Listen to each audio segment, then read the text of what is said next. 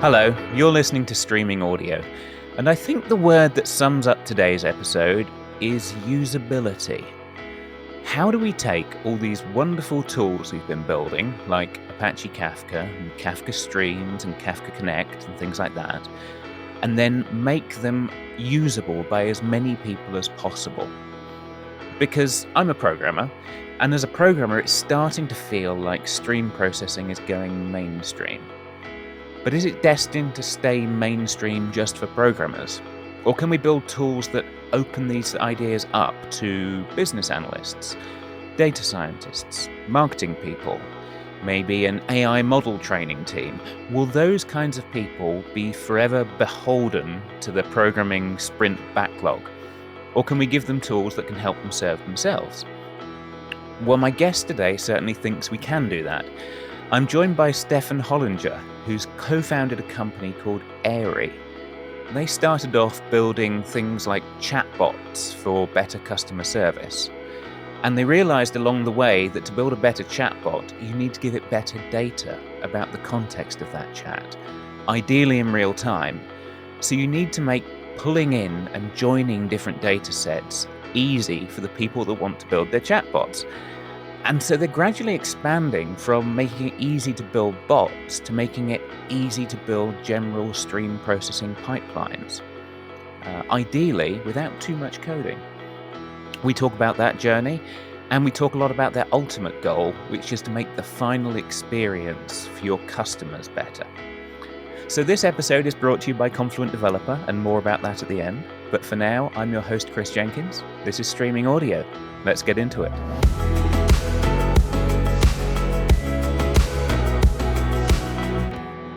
And joining me today is Stefan Hollinger. Stefan, how are you doing out there? Great. Thank you, Chris. Pleasure to be on the show. Good to have you. Are you over in Germany? Yes, I'm at the moment in Berlin, Germany, and it's freezing cold outside. Yeah, it's probably a lot worse than England, and England isn't that warm today. But we didn't come to talk about the weather.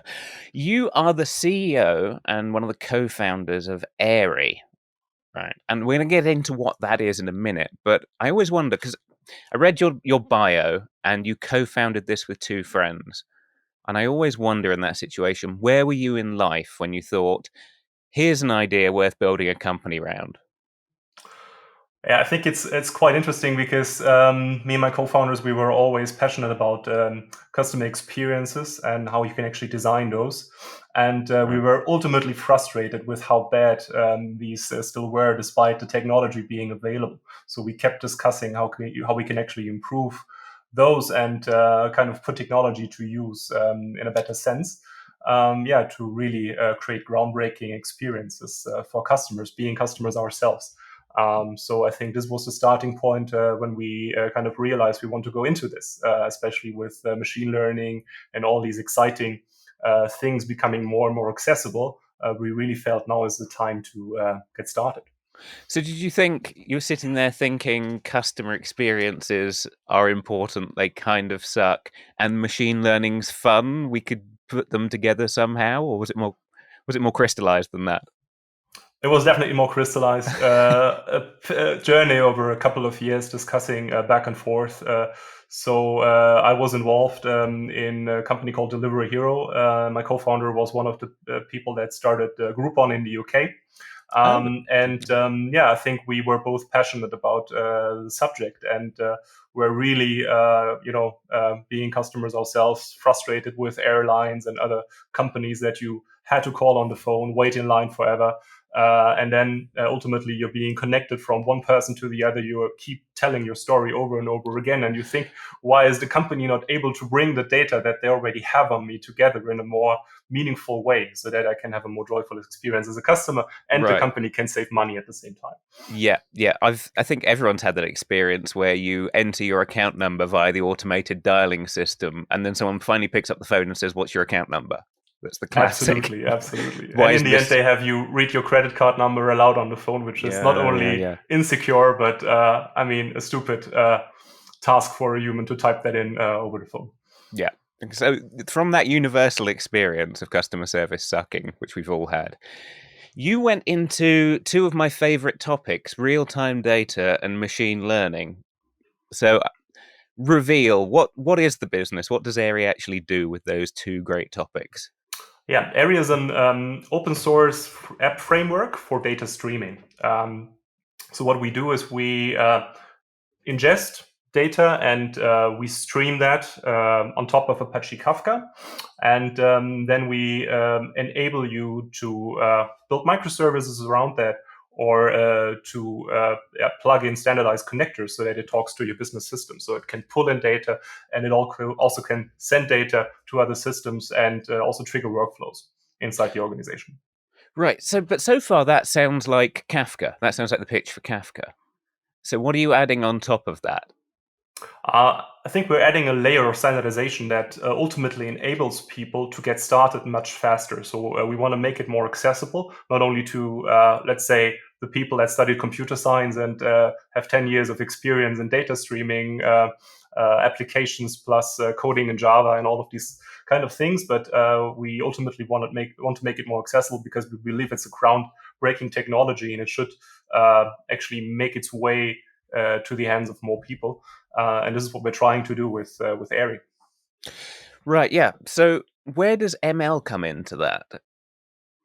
ML comes in because we started actually out on the conversational AI and conversational experience side of things. So when we started Airy, we were playing around with chatbots. Obviously, it was the high season before everybody went into crypto, and now I think they're leaving again, so they might come back to AI and machine learning topics. But I think this was the time when we started Airy, and we never really believed to automate too much too soon, but to rather enable a human-assisted experience with the help of machine learning, so that basically in the end it's still a human that has to decide most of the things, like are you entitled to get a refund?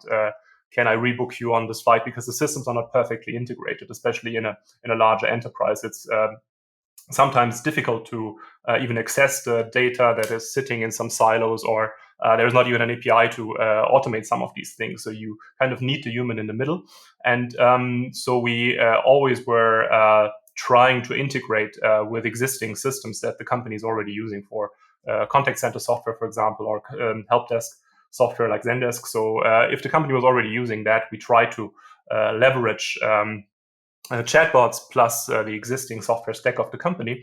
And in that regard, we built out standard integrations with these kind of both conversational AI systems. There are a bunch available from all the big cloud companies, obviously, also some independent ones. Some of them are open source. So we offer integrations with all of them.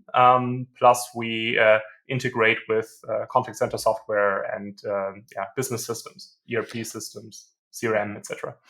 Right. So I'm not entirely clear yet. What's the different customer experience that someone's having now? I think it boils ultimately down to the fact that in conversational AI, historically, because all of these systems were built in Python, let's say the whole topic of joining data comes more as an afterthought. So it's really the case that often these systems try to, when you have an incoming message, for example, somebody is reaching out to you as a company over WhatsApp or via Instagram or Messenger or on Google Maps, for example, you have an incoming request and then you do intent recognition first. And then after you recognize the intent, with a certain confidence level, you need to kick off a so-called action, and then you send out one or several API calls and you reintegrate that. Often that is not leading to the designated results. Plus, we have a problem, even reintegrating the API responses. So what we try to bring to the table is we try to enrich the context of an incoming event already before it hits the ML model. In this case, we're talking often about large language models that are used for the purpose of intent recognition. So we try to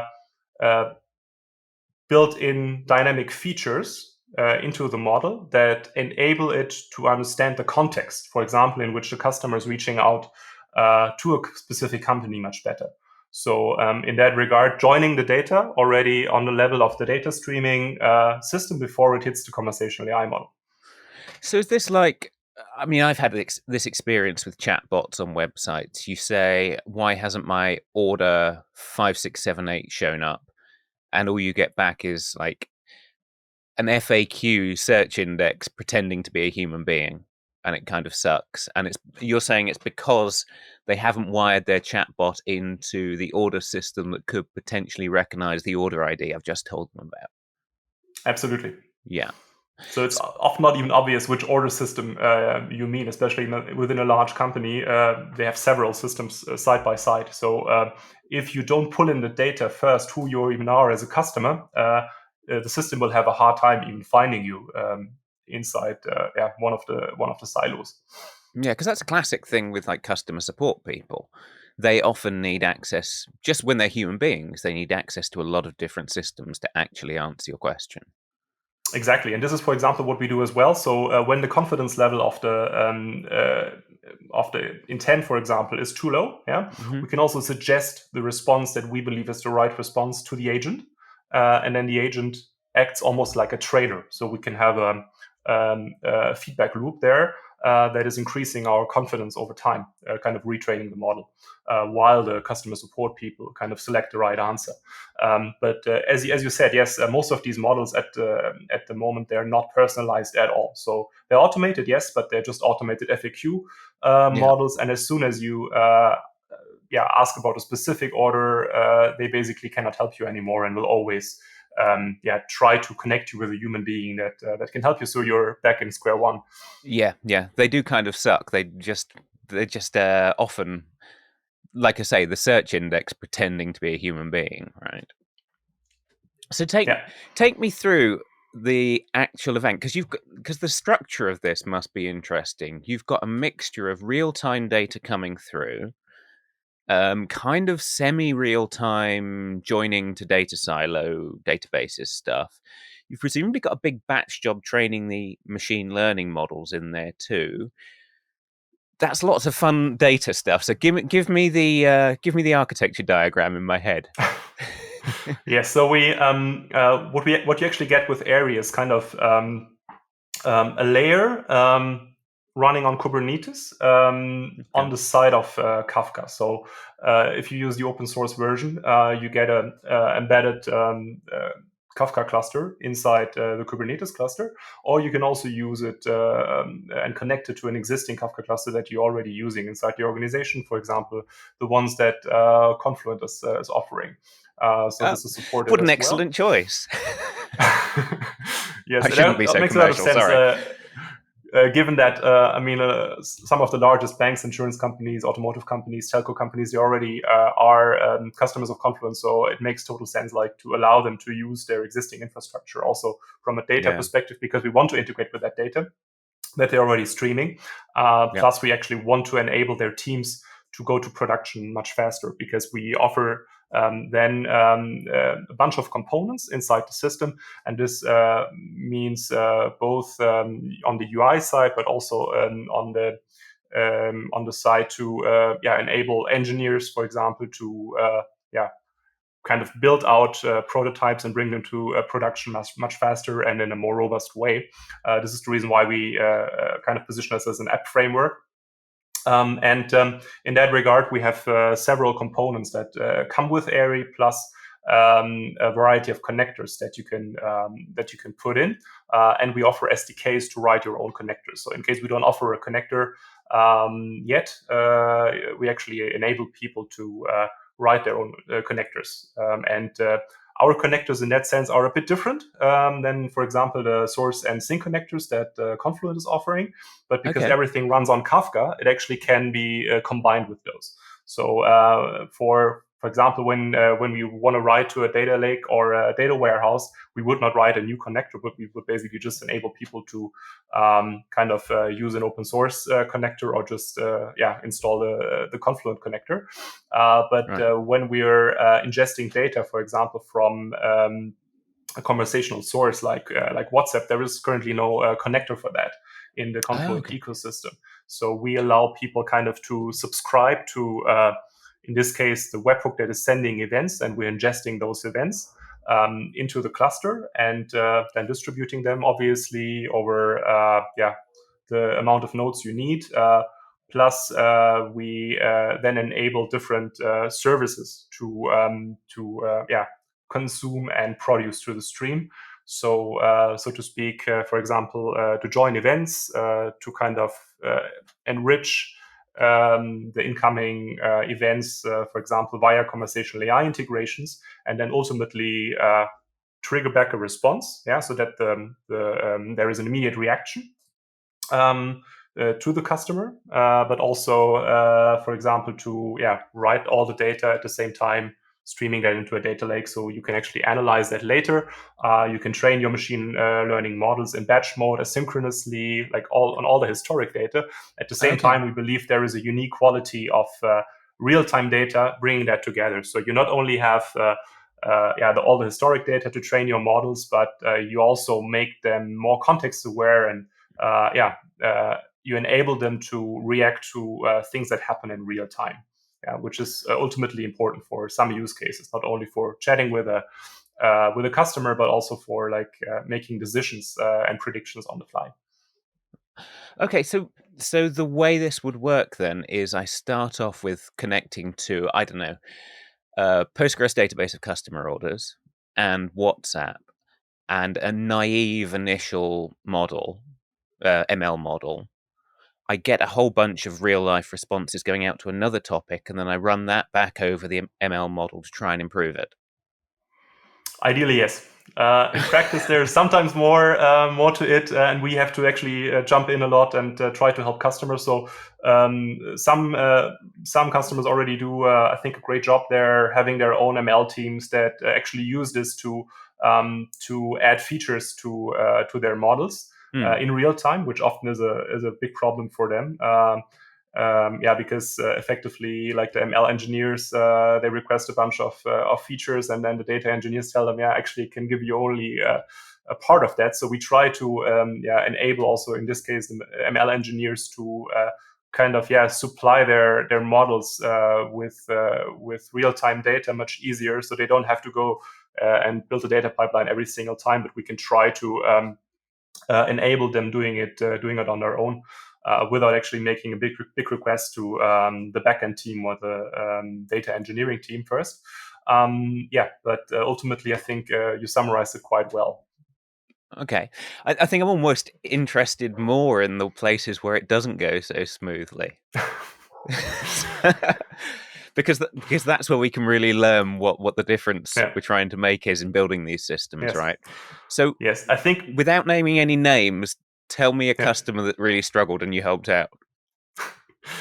I think in the end, it's always, like this this thing that people have this experience in mind, maybe inspired by movies like Her, which we are big fans of. It's a great ultimately, we want to go down that route and kind of enable technology to stay in the background, and people basically can live their pleasant lives, and in the background, technology is solving all the issues for you with the help of machine learning. We're not totally there yet, I assume, and the whole industry is not. So it's pretty exciting what is currently going on with all these new trends in terms of generative AI and GitHub Copilot and all of these other things in that aspect. But we're, I would say, in the earliest days of defining these experiences. And at the moment, it's often human trying to achieve a certain result, like getting a refund, and then achieving that is pretty complicated. Even if you have access to people that want to push this at companies and a lot of resources that they want to dedicate to improving the experiences in practice, often it's hard to achieve that result. And often what we see is you struggle.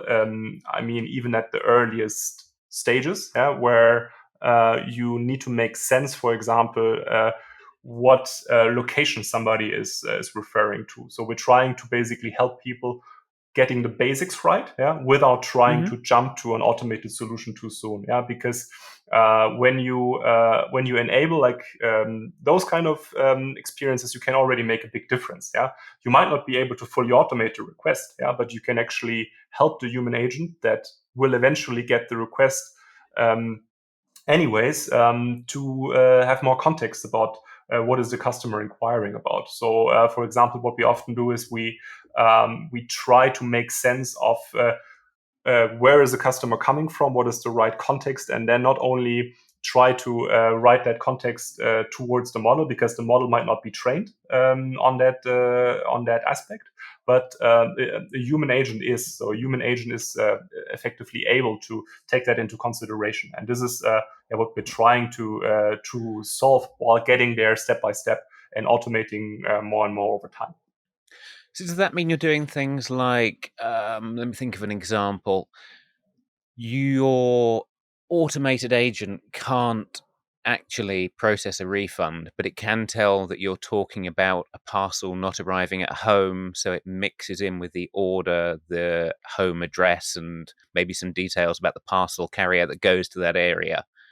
And like if it can't Yes. automate the solution, it's automating bringing the context together. Yes, or it can basically, let's say, you can aggregate in the stream, for example, the information that this customer that is inquiring at the moment to get a refund is ordering once a week, and like the total purchase value in the last year was a few $1,000s. So you might want to treat that customer in a preferred way compared to other customers. So we, for example, would write a ticket into Zendesk for the agent to handle that, and in that ticket provide not only the information what the customer is inquiring about, but also put in relevant metadata information that enables the agent ultimately decide if the customer is entitled to get a refund. Okay. But are you making that decision? Because including that data, that feels to me like just a join. But are you also making a decision about which data you could include but don't? Like, are you cleaning up the context, or are you just throwing everything at the customer service person?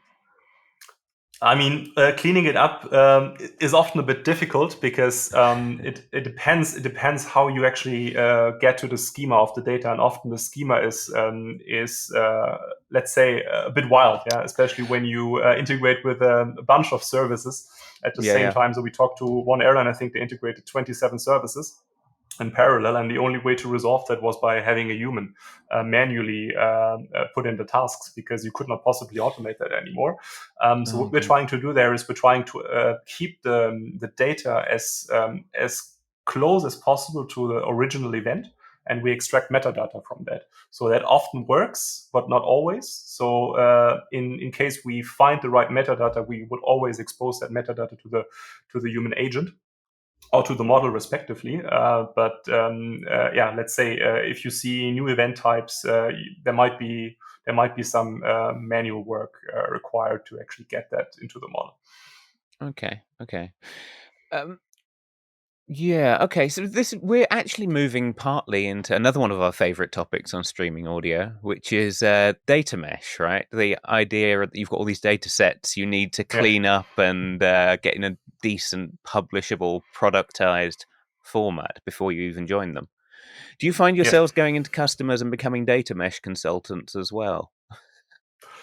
I mean, ultimately, we're not trying to, because we try to enable outputs.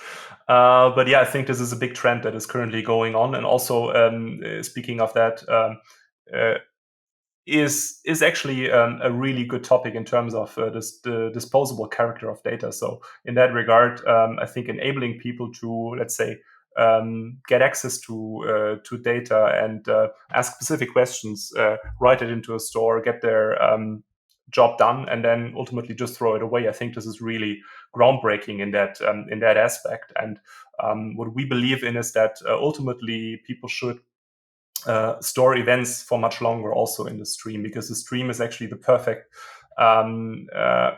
let's say component in that aspect to kind of don't have to do reverse ETL and all of these kind of things afterwards, because you wrote the Mm. data in a specific schema in your data warehouse, and then it sits there as it is. But this is also something we had to learn the hard way, because in the earliest days, when you start out, you write.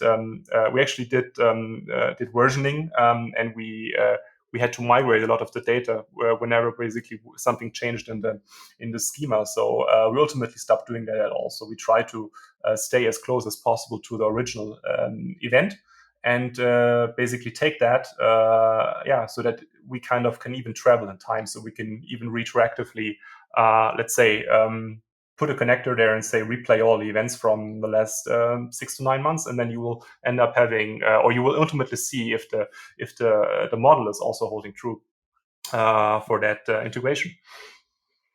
Yeah. So you can use it as your master source of truth. Kafka is this kind of universal glue and event store. Yeah.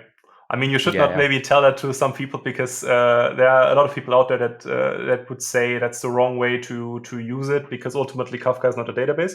But we have some topics where we keep retaining events indefinitely at the moment, because we believe that, especially in the communication context, everything can become relevant again, even if it's a year old. Yeah. I think one day we have to have someone on Streaming Audio that we can debate, is Kafka a database with, because that would be a good fight, and I have strong opinions of my own.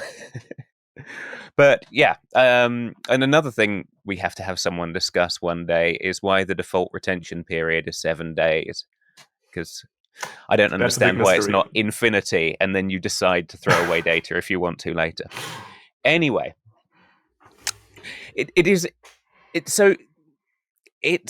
interesting, these whole repeating problems we see of like getting different data sets cleaned up, connected together, stored in an interesting way, passed back out. I wonder what experience the developer has with your tool set, because I can see in my mind how that works with a combination. If I wanted to do something similar with Kafka Streams and a bunch of connectors, I can sort of see how that works. No, I can see how that works. But what's Airy like? What's the difference there? Yeah. I mean, ultimately, this is what we're doing. We're using Kafka Streams inside the Airy platform. We're just standardizing a lot of the code, so you actually save yourself quite a bit of time. But yeah, if you have a 80 people team that can actually write all these streaming applications all day long, of course. I mean, this is what a lot of large companies do at the moment. But there is also no alternative at this point. Yeah. So what you're getting with Airy is basically a boilerplate framework that can save you a lot of time. Yeah, not for all the use cases that you might have, but it depends on the use case. And we're trying to learn. We just spent, for example, now 3 times in Bentonville, Arkansas, being part of the Fuel Accelerator program, which is sponsored by Walmart and the Walton family. So we were actually exposed to quite a lot of these problems that are inside of a big organization like Walmart, where you have a lot of resources, a lot of engineers basically working with these connectors, and they're working with building streaming apps all day long, mostly in this case for supply chain use cases. Ultimately, it boils down to the fact: can you enable these teams to build a prototype faster and then bring it to production also much faster? And I think, for example, Walmart, they did a great job in building a real-time event stream for inventory control and supply chain. But it took them about 2 years to build the application and roll it out to 5,000 stores. Given how slow some of these large enterprises normally move, maybe that's already light speed. But what we're trying to bring to the table with Airy is actually, that you can build these experiences much faster. So what it gives you, if you're, let's say, an experienced backend engineering team, you can actually build on top of it, so you don't have to write all the code once more, but it gives you a nice framework within which you can actually build your streaming apps. And you can also mix. You can basically use existing connectors that we offer, for example, to ingest data from Salesforce or from other sources. Or to basically write the the workflow components that we have inside the system to let's say create something, change something. So this is like a more active approach on application level as compared to, let's say, the Confluent connectors that are mostly about streaming the entirety of data in a specific source to another system. Yeah. So and then maybe have some transformations and microservices in the middle. So we are in that regard working on a different abstraction level. So it's more granular, I think, if you want to get something done and something reactive in real time. So this is, I think, quite complementary to that aspect. And what you also get, for example, is you get a nice UI control center where you basically can see the status of all your components. We offer some UIs out of the box. So we offer inbox components, for example, where you could, whenever you need a conversational interface, both for let's say the employee working inside of a company that might need to decide about something. So we believe conversational interfaces are really powerful in that aspect. So we can always power one up. You can actually plug your existing solutions also for monitoring purposes, Grafana, etc. You can plug that into the system. So we offer also standardized ways of integrating there. So it generally gives you like I would say an advantage to come to production much faster, to save some resources. Yeah, because let's say when you're just a small team, not 80 people, but you only have 1 or 2 people, you might actually be much faster where you want to go. Plus, you ultimately end up making some mistakes, not making some mistakes that we made. So we try to make the system also quite robust in that sense.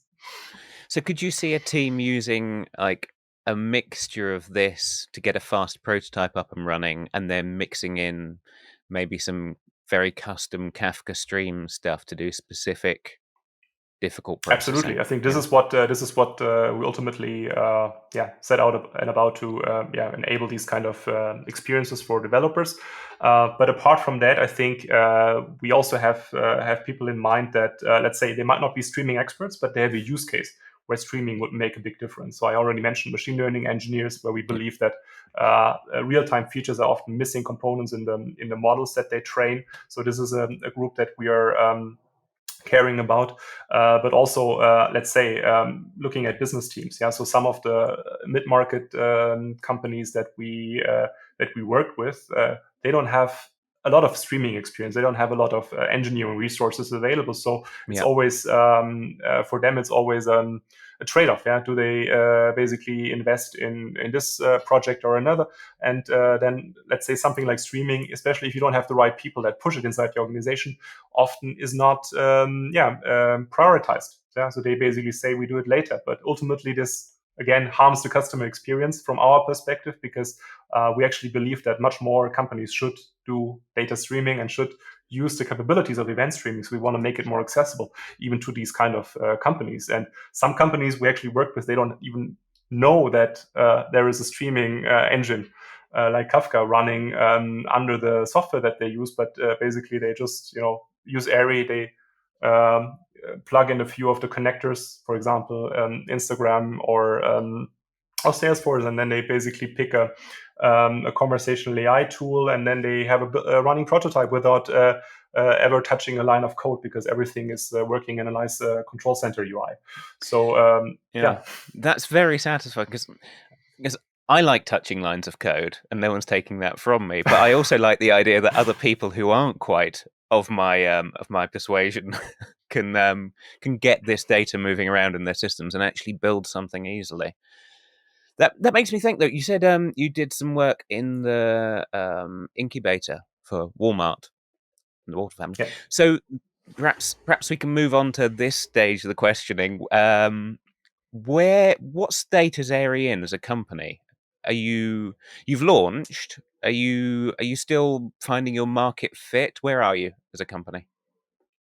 Yes, I would say we're still in the early stages of finding our market. So we're in discussions with, let's say, some of the largest enterprises in the world, where we try to basically bring them event streaming for some of the contexts that we've talked about. So Obviously, that involves like talking to the data streaming advocates within these companies, but also, for example, a group of people we care about is conversational teams. And all of these large companies, they have sometimes large conversational teams that at the moment are composed of product managers, AI trainers, conversation designers, for example. Mm-hmm. So we also partnered with the Conversation Design Institute, for example, to offer a course which is called Conversational Engineering, where we want to bring in the component that you actually need engineering as part of these teams. Yeah, because at the moment it's often a discipline that is not present in these teams, because ultimately we believe that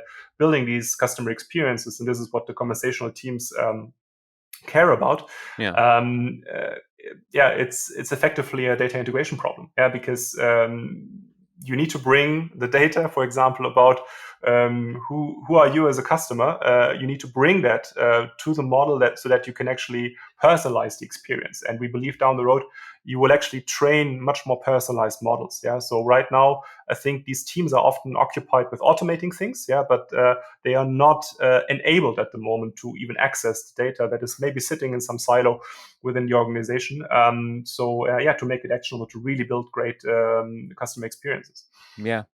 I've heard people say half jokingly that like 90% of ML and 90% of data science isn't actually doing ML and data science. It's trying to connect data sources together and groom the data quality and all that rubbish. Exactly. So if you can get past that, you're doing the world a favor. I'm going to ask, so the one thing we are unable to do on the podcast is show any diagrams, because this is radio. So if someone actually wants to see this in action, where should they go?